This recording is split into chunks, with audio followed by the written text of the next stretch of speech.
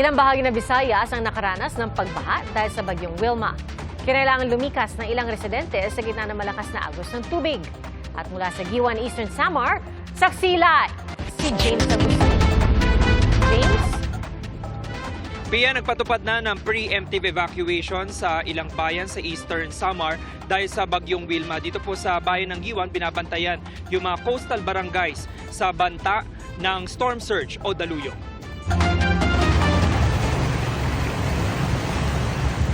Hindi pa man naglalandfall ang bagyong Wilma, mataas na baha sumalubong sa mga taga-Kinapondan, Eastern Samar. Dahil sa walang tigil na buhos ng ulan, umapaw ang Kadakan River. Agad pinalikas sa mga residente.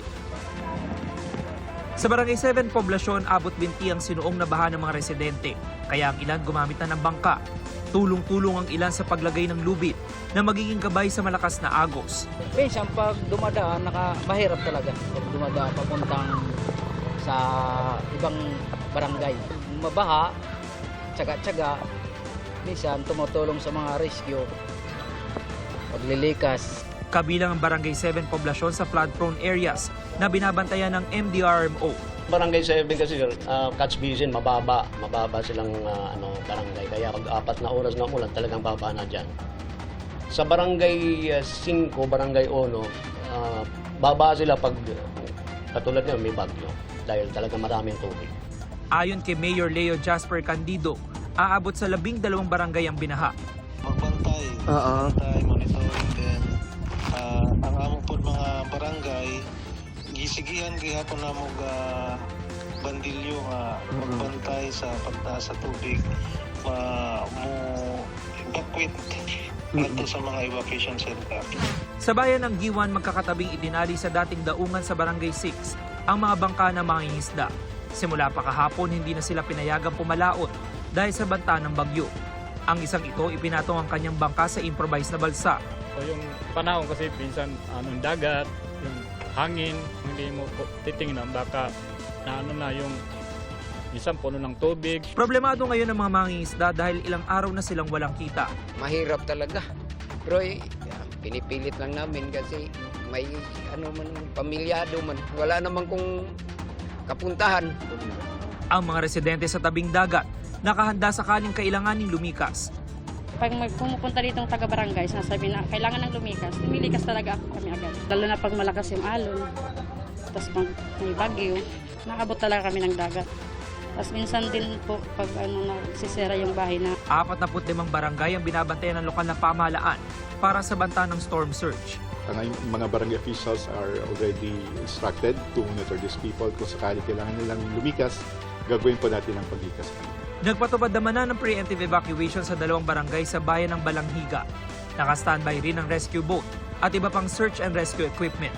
Pag masyado yung malakas yung ulan at yung torrential rain na ilang days at ilang hours din, pag nangyayari ng high tide, sinalubong ng high tide kasi malaki yung estuary namin dyan, hindi makakaagos yung Balanhirga River from upstream papunta dito, sasalubungin sila. Kaya nagkakaroon ng mga flooding, yan yung surface flooding lang namin dito sa coastal barangay. Sa Cebu City, kanselado ang biyahe ng mga sasakyang pandagat dahil sa bagyo. Nagbigay ng tulong sa mga stranded na pasahero ang lokal na pamahalaan. Hirap po talaga kasi hindi po naman talaga in-expect ng ganito po talaga. Pero po, maraming salamat po at sa ating kapitan dito sa barangay at pinapasok kami po rito. Sa tala ng DSWD, mahigit 200 ang bilang ng stranded na pasahero. Nakipag-ugnayan na ang LGU sa DSWD para sa food assistance. Blue alert status na ang lalawigan sa Cebu bilang paghahanda sa epekto ng bagyo. Ang Talisay City LGU, nagputol na ng mga puno para maiwasan ang disgrasya, lalo na kung lumakas ang hangin. Ayon sa chairman ng Committee on Disaster Resilience, nag-ikot na rin sila sa coastal areas. Mataas din ang baha sa Tanhay City sa Negros Oriental. Gayon din sa barangay poblasyon sa bayan ng Pamplona na pumasok na sa mga bahay. Abot tuhod ang baha sa kalsada. Dahil sa kaliwat kanang pag-ulan, kinansela rin ang biyahe papuntang Dapitan, Siquijor at Bohol. Wala namang stranded na pasahero. Naka-red alert status naman sa Panay Island na posibleng daanan ng bagyo. If possible, kung ara ka sa hazards way, ara ka sa flood-prone, storm surge, and landslide-prone areas, get out from it. Suspendido na ang biyahe ng mga sasakyang pandagat sa iba't ibang pantalan sa probinsya ng Iloilo. Dahil dito, stranded ang 40 individual at 300 rolling cargo. Nasira at hindi naman madaanan ng culvert bridge sa Libho, Dinagat Islands dahil sa lakas ng ulan at agos ng tubig. Nagsagawa na ng initial assessment ang lokal na pamahalaan at naghahanap na rin sila ng alternatibong ruta. PIA sa tala ng Provincial Disaster Risk Reduction and Management Office, sumabot na po sa 470 families yung lumikas mula sa 7 bayan. Yung manilitas mula po dito sa Eastern Samar para sa GMA Integrated News. Ako po si James Agustin, ang inyong saksi.